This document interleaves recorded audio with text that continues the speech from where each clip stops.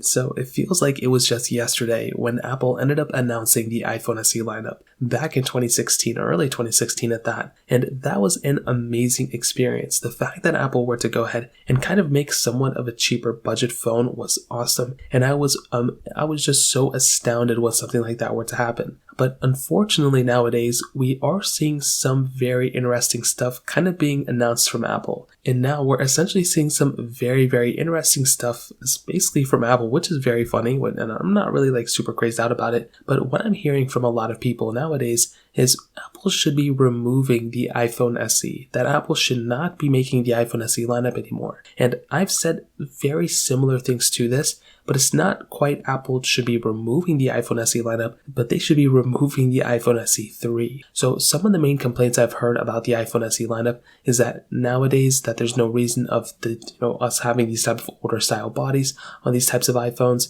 I've heard a lot of people also state that people should just buy some older phones in general, like some older flagships, considering they're cheaper now. And I agree with all those things. I agree that the iPhone SE lineup does kind of it's not the best deal, of all time, but I do think it is very important to have a cheap iPhone in their whole entire lineup. That way you can always point back to it that, doesn't really match in line with the current generation of, Apple's, main flagship phones. So their whole entire lineup of iPhones pretty much stems from September events over and over and over again. So it's nice to have another iPhone that doesn't really match or track those specific September events, and they kind of live on their own, and they, get refreshed separately, and they get updates separately. Like, it's a really cool little thing that they have going there. It's very similar, like I said, with the Samsung Galaxy A series of devices. I love even the Google Pixels. Like, I love how there's a cheaper budget phone that's a cheaper offering, and they get refreshed separately. They've been getting better and better every year. And honestly, like,